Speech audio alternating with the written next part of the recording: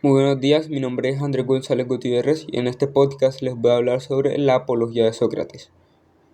Lo primero que tenemos que hacer sería adentrarnos en aquel turbulento escenario de la antigua Atenas, donde las sombras de la democracia y la seguridad coincidían en un mismo lugar, donde una figura singular que desafiaría las ideologías y posturas además inventaría su legado en las páginas de la filosofía universal. Nos adentramos en la obra maestra de Platón, la apología de Sócrates. Un diálogo que trasciende los confines del tiempo para invitarnos a reflexionar sobre la naturaleza de la verdad, la justicia y el coraje intelectual. A través de las palabras de Platón nos sumergimos en el corazón mismo de la Grecia clásica, donde Sócrates, o también llamado el inconformista, enfrenta un juicio que marcará la esencia misma de su existencia.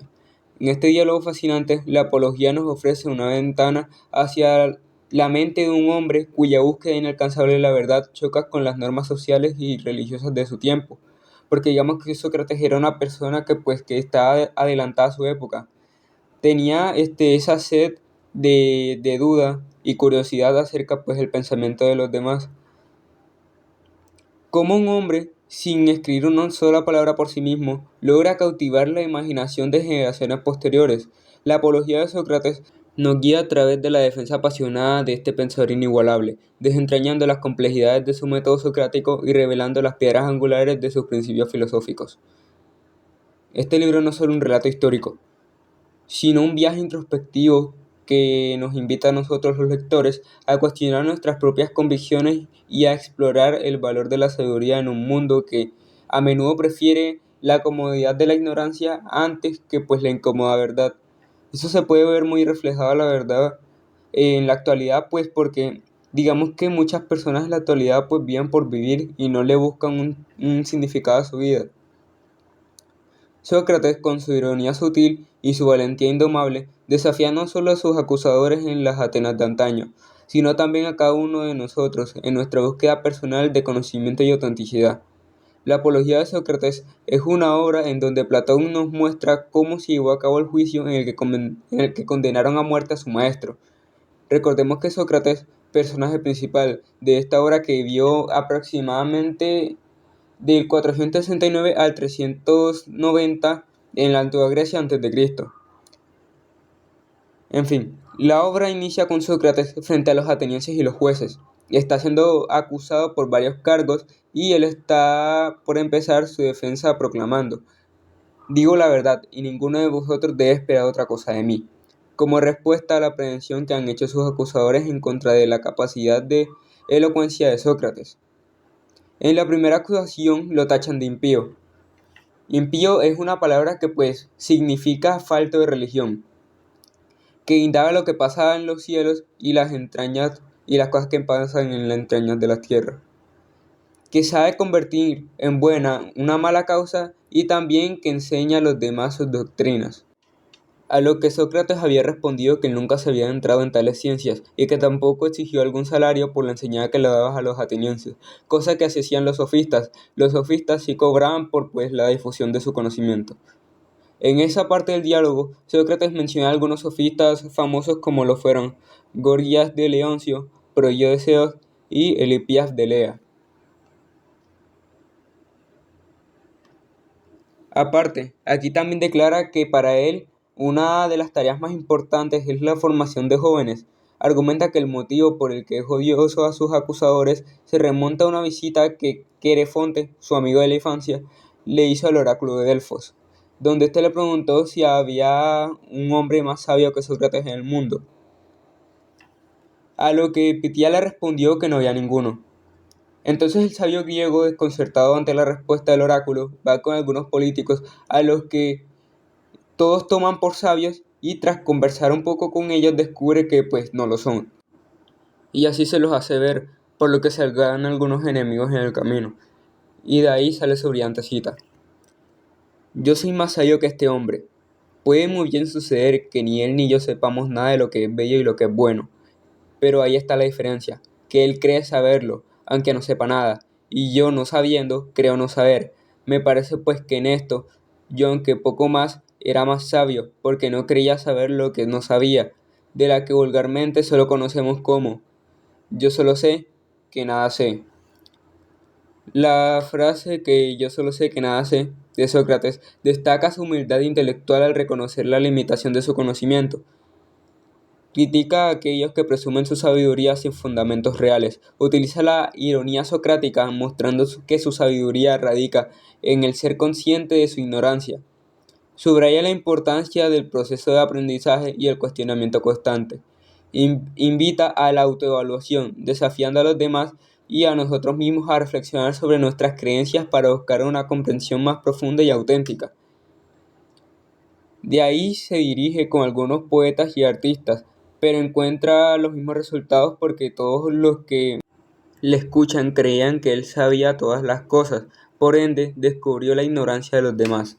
El juicio prosigue y le toca hablar a su acusador Amélito, que lo acusa de corromper a los jóvenes y también dice que Sócrates no cree en los dioses del Estado, o sea, Zeus, Poseidón, Hades, Atenea, que pues usualmente eran los dioses más recurrentes en la antigua Grecia, más específicamente en Atenas, y que en lugar de estos creen demonios. Dice que también el sol es una piedra y que la luna es una tierra. Sócrates se defiende argumentando que fue Anaxágoras quien hizo parte de estos comentarios. Recordemos que Anaxágoras fue un filósofo que vivía en Atenas. Haciendo visible su elocuencia, el sabio griego invalida las acusaciones y menciona que en dado caso que se le pida, él nunca dejará de filosofar. Ante la posibilidad de la muerte, Sócrates menciona que no es sabio temerle, pues no se sabe lo que es y que sería una vergüenza creer conocer algo que no se conoce. Es aquí donde menciona lo que significa no filosofar para él. Implica no pensar en algo más que obtener riquezas, adquirir créditos, adquirir honores y cosas así. Además de desperdiciar los tesoros de la verdad y la sabiduría y no trabajar para hacer del alma tan buena como sea posible. También aprovecha para comentar su paso por la política, que no fue de su agrado, por las injusticias que se pueden llegar a promover debido al pleito entre los intereses por la política.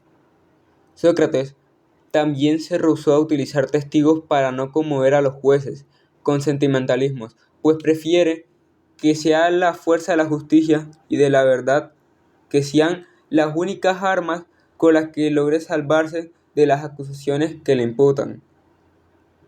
Luego, los jueces con 281 votos en contra de Sócrates y 275 votos a favor de Sócrates le encuentran culpable, quien irónicamente menciona que la pena que merece es ser alimentado en el Pritaneo. En Atenas el Pritaneo era la sede donde se reunían y actuaban los pritanos, que eran los 50 miembros del Consejo Ateniense que estaban en ejercicio, porque digamos que este más bien era como una especie de lugar donde pues se sentaban los que eran mandatarios y sabios. Después de esta gracia, admite que entre las tres opciones que se le presentan, el desentierro, una cadena perpetua o la multa, era esta última la que escogía, pues tenía varios discípulos, entre ellos Platón, que seguramente estarían dispuestos a pagar la suma de su multa. Los jueces deliberan y lo condenan a muerte, pero Sócrates no se inmuta, pues dijo: prefiero más morir después de haberme defendido que vivir por haberme arrastrado ante vosotros. También dice: no es difícil evitar la muerte, es mucho más evitar la deshonra, que marcha mucho más ligera que la muerte. Dice que no es necesario que se preocupen por él, pues se encontrará con figuras como podían ser Radamanton o Triptómelos, Ajax, Orfeo, Homero, Hesiodo, entre otros. También se dijo que no hay ningún mal para el hombre de bien, ni durante su vida ni después de su muerte, y se despide diciendo: pues ya es tiempo que nos retiremos de aquí, yo para morir, vosotros para vivir. Así concluye la apología de Sócrates. Ahora es importante pues mencionar algunas cosas que pues se pueden tomar como relevantes, como por ejemplo, el hecho de que Sócrates, a pesar de creer en los dioses y en la divinidad, duda entre las palabras que tenía el oráculo de Delfos ante él, y emprende una búsqueda de la verdad que pues merece ser resaltado, no solo pues que se centra en el acto en sí mismo, sino en el acto de liberación de Sócrates. Sócrates busca más que una respuesta, sino que busca la libertad intelectual. Sócrates fue un hombre que vivió por sus ideales y murió por estos. Entre las críticas que podemos encontrarle pues a esta obra, podemos encontrar que la apología de Sócrates, a pesar de su valor filosófico, ha sido objeto de algunas críticas. Algunos académicos sugieren que al ser escrita por Platón, discípulo de Sócrates, la obra podría reflejar más las ideas de Platón que las del propio Sócrates. Esto plantea la posibilidad que el diálogo haya sido modificado para ajustarse a la perspectiva que tenía Platón pues sobre el contexto que estaba viviendo. O sea, el simple hecho de que pues estuviera en juicio su maestro, el cual pues le había enseñado mucho. Además, se ha señalado que la obra idealiza a Sócrates, presentándolo como un mártir de la verdad y la virtud. La representación romántica de Sócrates en la apología podría distorsionar su figura histórica generando una imagen sesgada pues alejada de la realidad. Otra crítica apunta a la falta de representación equitativa de los argumentos en contra de Sócrates en la obra, al centrarse en la defensa del filósofo. La apología podría carecer de una visión completa de los eventos que rodearon su juicio. La interpretación de la ironía socrática, un elemento clave en el pensamiento de Sócrates, también ha sido motivo de debate, porque algunos argumentan que la complejidad de la ironía puede llevar a las interpretaciones variadas, lo que contribuye a diferentes lecturas que puede llegar a tener la obra y las diferentes intenciones que puede haber tenido Sócrates. A pesar de estas críticas, la Apología de Sócrates sigue siendo una obra fundamental para comprender la filosofía antigua y la figura de Sócrates. Sin embargo, las críticas destacan la importancia de abordar la obra con un enfoque crítico y considerar diversas perspectivas para obtener una comprensión más completa sobre más o menos cómo fue desarrollándose todo este tema. Ahora que pues ya tenemos un poco más de contexto sobre lo que es la apología de Sócrates, podemos concluir en que la apología de Sócrates es un diálogo de Platón que presenta el discurso de defensa de Sócrates en su juicio por la impiedad y la corrupción de la juventud en la Atenas del siglo V a.C. Este discurso ofrece una ventana única hacia la mente y la filosofía de Sócrates, así como también hacia valores y preocupaciones de la sociedad ateniense de la época antigua.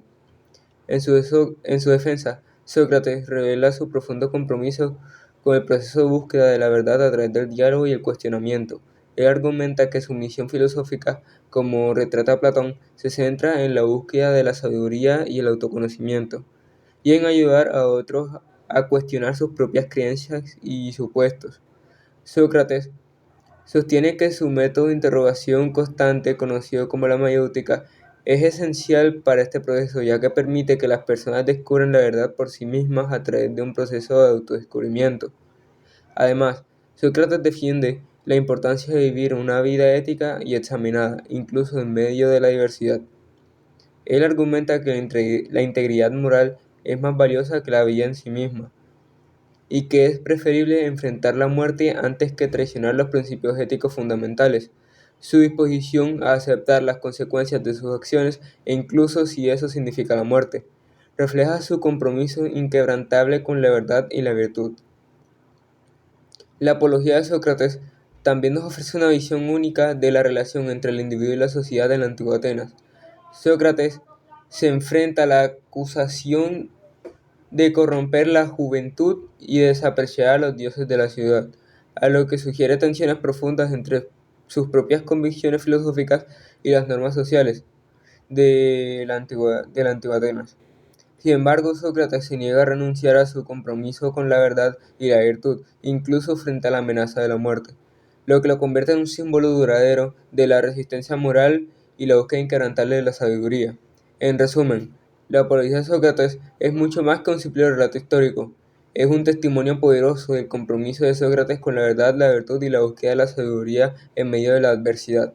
Su legado continúa inspirando a generaciones posteriores a cuestionar sus propias creencias y vivir una vida ética examinada en búsqueda de la verdad. Para ir concluyendo, me gustaría hacer una pregunta. ¿Cuál es el propósito de Platón al escribir la Apología de Sócrates?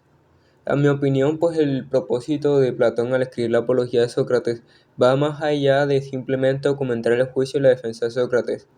A través de esta obra, Platón busca presentar a Sócrates como un modelo de pensador independiente y valiente que enfrentó la injusticia y la oposición con serenidad y dignidad. Además, Platón utiliza la figura de Sócrates para transmitir sus propias ideas filosóficas y políticas, enfatizando en la importancia de la búsqueda de la verdad, la integridad moral y el compromiso con la justicia en la vida de algún individuo. En última instancia, la apología de Sócrates sirve como un homenaje a la vida y el legado de Sócrates, así como también una poderosa defensa de los ideales filosóficos y éticos que Platón consideraba esenciales para una sociedad justa y virtuosa. Concluyendo con esto, espero que les haya gustado este podcast.